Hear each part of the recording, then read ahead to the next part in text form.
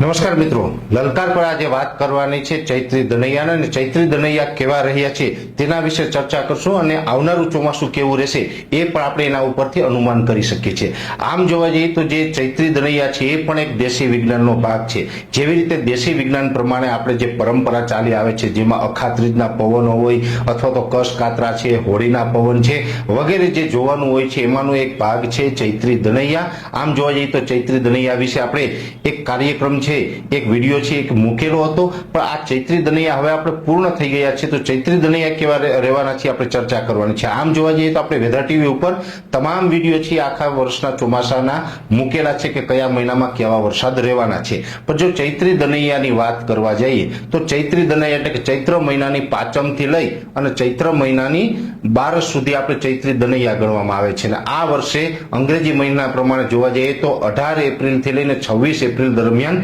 ચૈત્રી દનૈયાનો સમય હતો। ચૈત્રી દનૈયા એટલે જે 8 દનૈયા હોય છે એ ચોમાસામાં જે 8 નક્ષત્ર હોય એના પર અસર કરતા હોય છે। જેવી રીતે જોવા જઈએ તો પહેલું દનૈયું જો સારું ગયું હોય તો ચોમાસું ચાલુ થાયનું પહેલું નક્ષત્ર છે એ પણ સારું જતું હોય છે। વચ્ચે કદાચ કોઈ દનૈયું નબળું ગયું હોય તો એ વચ્ચેનું જે નક્ષત્ર એ મુજબ ક્રમમાં આવતું હોય એ નક્ષત્ર પછી આપણે વરસાદમાં નબળું જાય એવું ગણવામાં આવતું હોય છે। એટલે એવી રીતે આપણે ચૈત્રી દનૈયાની માહિતી આપી હતી। ખાસ કરીને ચૈત્રી દનૈયા સારા ગયા કોને ગણાય તો કે ચૈત્રી દનૈયા છે એ દરમિયાન વાદળછાયું વાતાવરણ ન થવું જોઈએ, માવઠું ન પડવું જોઈએ, અતિ ટેમ્પરેચર છે અતિ હાઈ પણ ન થવું જોઈએ અને અતિ નીચું પણ ન જવું જોઈએ। મધ્યમ પ્રકારનું ટેમ્પરેચર એવરેજ ચૈત્ર મહિનાનું જે નોર્મલ ટેમ્પરેચર હોય છે એ રહેવું જોઈએ। સાથે ઝાકળ વરસાદની અસર પણ ન જોવા મળવી જોઈએ, એને આપણે ચૈત્રી દનૈયું સારું ગયું ગણાય। હવે આ વર્ષના ચૈત્રી દનૈયાની વાત કરવા જઈએ તો એકંદરે અલગ અલગ વિસ્તારમાં થોડીક અલગ અલગ ઇફેક્ટ આવી હશે, પણ એકંદરે ચૈત્રી દનૈયા છે મોટા ભાગના સારા ગયા છે। વચ્ચે એક ચૈત્રી દનૈયું છે એ થોડુંક વીક ગયું છે।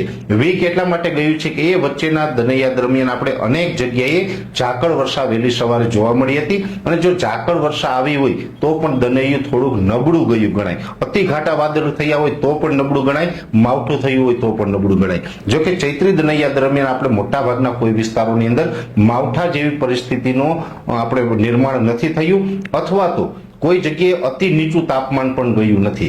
પવન જોવા જઈએ તો એ પણ નોર્મલથી 2-3 પોઈન્ટ વધારે હતો, બહુ પવન આપણે ઊંચો પણ નથી જોવા મળ્યો। ચોક્કસથી પવન છે નોર્મલ કરતા ઊંચો તો હતો, તો વચ્ચેના 1-2 દનૈયા છે એ દરમિયાન આપણે ઝાકળ જે જોવા મળી છે એમાં ખાસ કરીને એક દનૈયું એવું હતું કે જેમાં ઝાકળ જોવા મળી છે એ ઝાકળવાળું દનૈયાનો હિસાબ કરવા જઈએ તો અંગ્રેજી મહિના પ્રમાણે આપણે ઓગસ્ટમાં એક આપણે વરસાદની ખેંચ પડી શકે છે। એટલે કે જૂનમાં વાવણી થાય, જુલાઈમાં પણ અમુક ઉત્તર ગુજરાતના ભાગોમાં વાવણી થશે, કેમ કે જેવી રીતે સૌરાષ્ટ્ર હોય, મધ્ય ગુજરાત હોય કે દક્ષિણ ગુજરાતના ભાગોમાં જૂનમાં વાવણી થઈએ પછી જુલાઈના પહેલા અઠવાડિયામાં મોટા ભાગે કચ્છના અમુક વિસ્તારો છે અથવા તો ઉત્તર ગુજરાતના વિસ્તારો છે એમાં વાવણી લાયક વરસાદો થતા હોય છે, એટલે એ પણ સારા થશે। જૂન સારો, જુલાઈ સારો થશે, ઓગસ્ટમાં કદાચ વચ્ચે એકાદો ગેપ 12 થી 15 દિવસનો આવી શકે છે। અને આ વાત છે એ આપણે વાર્ષિક કાર્યક્રમમાં પણ નોંધી છે। જો કે વાર્ષિક કાર્યક્રમ આપણે મૂક્યા ત્યારે ચૈત્રી દનૈયાનો હજી કોઈ આપણે સમય નહોતો આવ્યો, ચૈત્રી દનૈયા જોવાના બાકી હોય છતાં પણ આપણે વાર્ષિક કાર્યક્રમની અંદર ઓગસ્ટમાં આ પરિસ્થિતિ બતાવી હતી।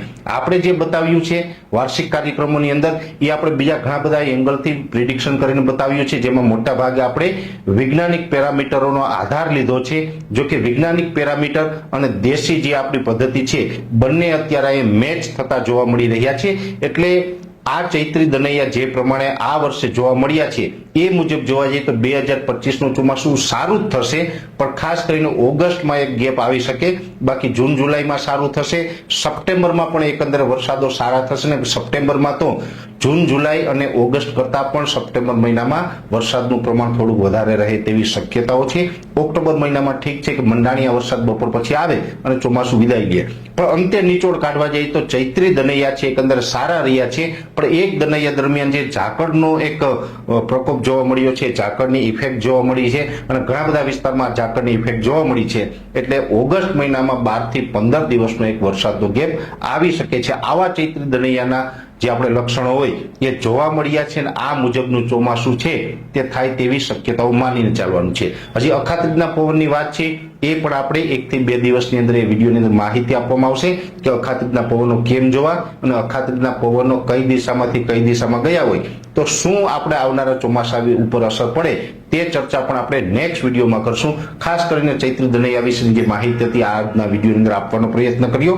અંતમાં દરેક મિત્રોને વિનંતી રહેશે કે આ વિડીયો લાઈક આપીને દરેક ગ્રુપમાં શેર કરવો અને જે મિત્રો આપણે આ ચેનલને સબસ્ક્રાઇબ ન કરેલી હોય એ મિત્રો ચેનલને સબસ્ક્રાઇબ કરવી. નમસ્કાર. વૈષ્ણવજન તો તેને કહીએ જે પીડ પરાઈ.